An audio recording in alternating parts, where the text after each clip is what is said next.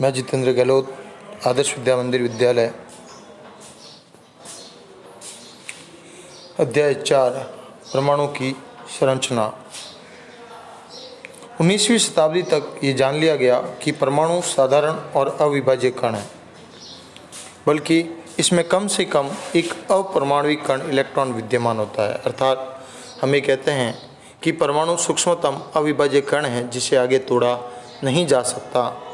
लेकिन 19वीं शताब्दी के पश्चात धीरे धीरे जब वैज्ञानिकों द्वारा इनकी खोज आगे बढ़ाई गई तो उन्होंने देखा कि परमाणु भी आवेशित कण होता है। परमाणु के अंदर कई प्रकार के आवेश उपस्थित होते हैं। परमाणु विद्युत रूप से उदासीन है, लेकिन उसके अंदर कई प्रकार के आवेशित कण उपस्थित होते हैं। इस प्रकार उन्होंने बताया कि इसमें परमाणुओं में कम से कम एक छोटे से छोटा परमाणु अपरमाणविक कण, जो परमाणु में सबसे छोटे कण होते हैं उनमें अपरमाणविक कण कहलाते हैं, जिनमें इलेक्ट्रॉन, प्रोटॉन, न्यूट्रॉन आदि सम्मिलित होते हैं। तो ये कहता है कि इनमें से कम एक इलेक्ट्रॉन भी उसके अंतर्गत सम्मिलित होगा, जिसका पता जे टॉमसन द्वारा लगाया गया। इलेक्ट्रॉन के संबंध में जानकारी प्राप्त होने पर से पहले वैज्ञानिक ई गोल्डस्टीन ने 1886 में एक नए विकिरण की खोज की, जिसे कैनाल रे के नाम से जाना गया। यह किरणें धनावेशित विकिरण थी, जिसके द्वारा अंततः दूसरे अप्रमाणिक कणों की भी खोज हुई। अर्थात सामान्य स्तर पर अपन कहें तो इलेक्ट्रॉन एक ऋणात्मक, वहीं कैनाल रे एक धनात्मक के रूप में भाग में उपस्थित हुआ। इन कणों का आवेश इलेक्ट्रॉन के आवेश के बराबर किंतु विपरीत होता है। इनका द्रव्यमान इलेक्ट्रॉनों की अपेक्षा लगभग 2000 गुना अधिक होता है। एक सामान्य सी संरचना हम सभी जानते हैं कि जैसे एक हाइड्रोजन है, तो हाइड्रोजन के अंदर कम से कम उसकी नाभिक में एक प्रोटॉन अवश्य रूप से उपस्थित होता है। उसी प्रकार जैसे यहाँ एक प्रोटॉन है, एक इलेक्ट्रॉन है, तो एक प्रोटॉन व एक इलेक्ट्रॉन हाइड्रोजन के अंदर उपस्थित होता है, यानी कम से कम उसके अंदर एक इलेक्ट्रॉन उपस्थित जरूर होगा। और इस प्रकार इनका द्रव्यमान इलेक्ट्रॉनों की अपेक्षा लगभग 2000 गुना अधिक होता है। यानी इलेक्ट्रॉन का भार काफ़ी कम होता है, वहीं प्रोटॉन का भार अधिक होता है। इसलिए हम कह सकते हैं कि किसी भी परमाणु का कुल द्रव्यमान सदैव उसके नाभिक में स्थित होता है। उसका द्रव्यमान का जो बैलेंस है उसके नाभिक में होता है। उन्होंने उस नाभिक में उपस्थित कण कैनाल रे को प्रोटॉन नाम दिया। सामान्यतः इलेक्ट्रॉन को E- द्वारा प्रदर्शित किया गया, वहीं प्रोटॉन को P+ के द्वारा, यानी इलेक्ट्रॉन एक ऋणात्मक कण है इसलिए उसे माइनस के द्वारा, वहीं प्रोटॉन एक धनात्मक कण है इसलिए आप उसे प्लस द्वारा प्रदर्शित कर सकते हैं। वहीं प्रोटॉन का द्रव्यमान एक इकाई लिया जाए प्लस में और इसका आवेश +1 माना जाए तो इलेक्ट्रॉन का द्रव्यमान लगभग उसकी तुलना में 6000 गुना कम होता है। अर्थात अपन इसे शून्य मान सकते हैं, नगण्य मान सकते हैं, और तथा इसका आवेश ऋणात्मक में होता है। अतः यदि प्रोटॉन का आवेश +1 है तो ऋणात्मक आवेश -1 अर्थात इलेक्ट्रॉन का आवेश -1 होगा। जैसा कि एक चित्र में आप देख सकते हैं कि प्रोटॉन की संख्या 2 है तो इसके अंदर इलेक्ट्रॉनों की संख्या भी 2 है। अर्थात धनात्मक आवेश प्रोटॉन 2 है, वहीं ऋणात्मक आवेश इलेक्ट्रॉन भी 2 है। इस प्रकार एक परमाणु में उपस्थित प्रोटॉनों व इलेक्ट्रॉनों की संख्या सदैव समान होती है। इसलिए परमाणु सदैव विद्युत रूप से उदासीन होता है, उनका आवेश संतुलित होता है। परमाणु प्रोटॉन और इलेक्ट्रॉन से बने हैं जो परस्पर आवेशों को संतुलित करने से निर्मित हुए हैं। और इससे ये भी पता चलता है कि प्रोटॉन परमाणु के भीतरी भाग अर्थात नाभिक में पाए जाते हैं, वहीं इलेक्ट्रॉनों को आसानी से परमाणु से बाहर निकाला जा सकता है क्योंकि ये इसके चारों ओर बाहरी कक्षकों में उपस्थित होते हैं। लेकिन प्रोटॉनों को इलेक्ट्रॉन से अर्थात परमाणु की संरचना से बाहर नहीं निकाला जा सकता। लेकिन जब इन प्रयोगों की सर्वप्रथम खोज हुई उस समय जे वैज्ञानिकों द्वारा ई गोल्डस्टीन द्वारा जब इनकी खोज हुई तब परमाणु की संरचना के बारे में किसी को जानकारी नहीं थी। तो उस समय लोगों ने अनुमान लगाया कि एक कण के परमाणु की संरचना किस प्रकार की होती है, उसे किस प्रकार देखा जा सकता है, इसके बारे में उन्होंने अध्ययन करने का प्रयास किया। सर्वप्रथम डाल्टन ने एक विचारधारा बताई। परमाणु की संरचना में डाल्टन ने परमाणु सिद्धांत के बारे में बताया। डाल्टन ने बताया कि प्रत्येक परमाणु प्रत्येक पदार्थ छोटे छोटे सूक्ष्मतम कणों से मिलकर बना होता है और प्रत्येक पदार्थ के ये सूक्ष्मतम कण अलग अलग गुण उपस्थित होते हैं, उनमें अलग अलग गुणधर्म उपस्थित होते हैं, उनके गुण अलग अलग होते हैं। वहीं अलग अलग तत्वों के, पहला उन्होंने कहा कि एक ही तत्व के परमाणु एक ही समान गुणधर्म प्रदर्शित करते हैं, यानी एक ही समान के गुण प्रदर्शित करते हैं। दूसरे स्टेप पर उन्होंने कहा कि अलग अलग पदार्थों के या अलग अलग तत्वों के परमाणु अलग अलग गुणधर्म प्रदर्शित करते हैं, अर्थात दो तत्वों की गुणधर्म में भिन्नता उत्पन्न होती है और परमाणु एक अविभाज्य सूक्ष्मतम कण है और वह विद्युत रूप से सदैव उदासीन होता है। लेकिन परमाणु के भीतर दो मूल कणों इलेक्ट्रॉन और प्रोटॉन की खोज ने डाल्टन के परमाणु सिद्धांत की धारणा को गलत साबित कर दिया।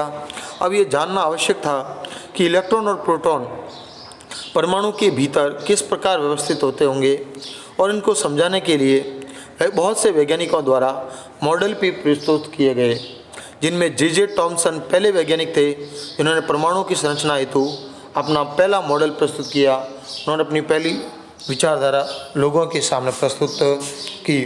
जे टॉमसन या जे थॉमसन एक ही व्यक्ति के नाम हैं। अलग अलग पुस्तकों में इन्हें अलग अलग नामों से जानकारी दी गई, लेकिन जे थॉमसन या जे टॉमसन एक ही व्यक्तित्व है, एक ही व्यक्ति है।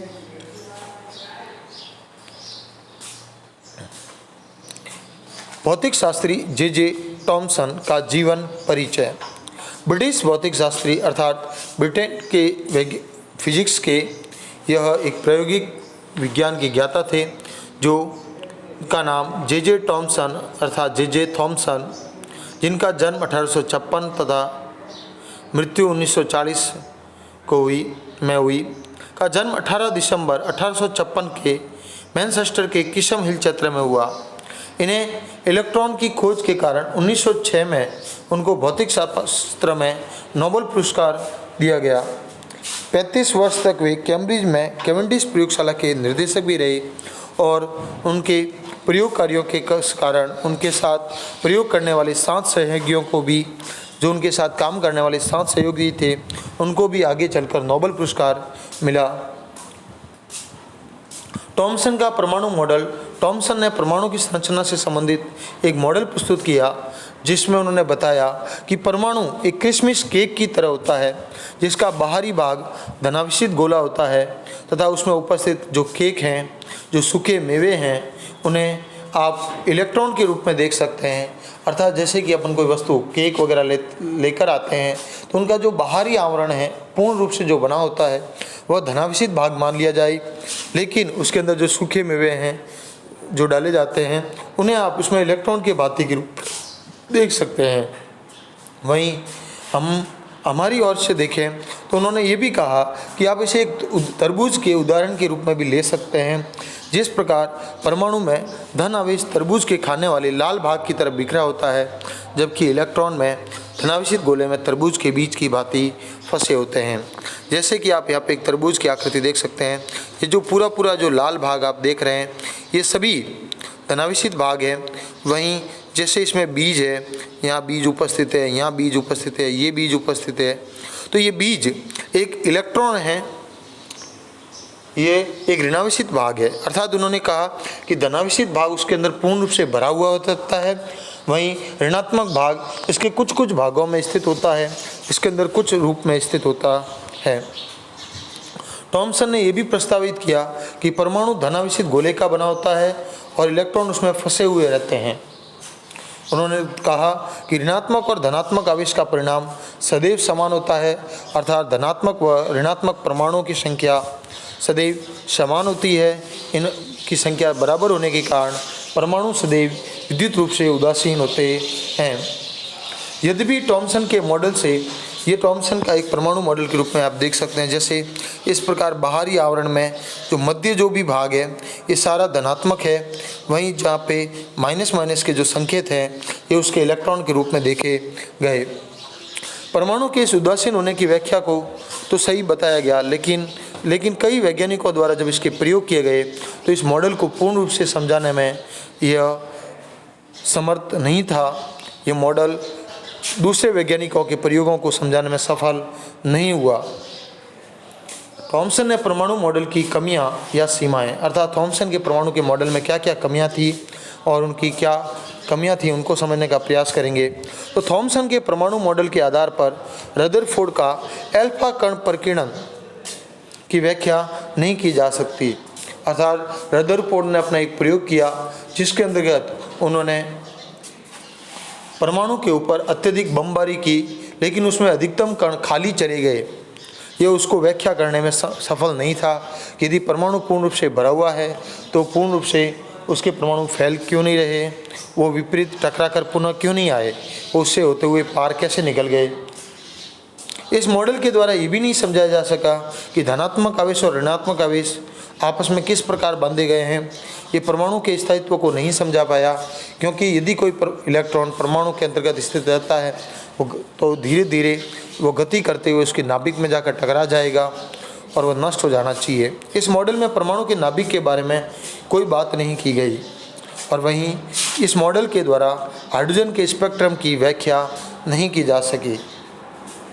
आज के ग्रह कार्य के रूप में थॉमसन के परमाणु मॉडल की कमियां लिखेंगे। दूसरा, हाइड्रोजन परमाणु का नामांकित चित्र बनाएंगे।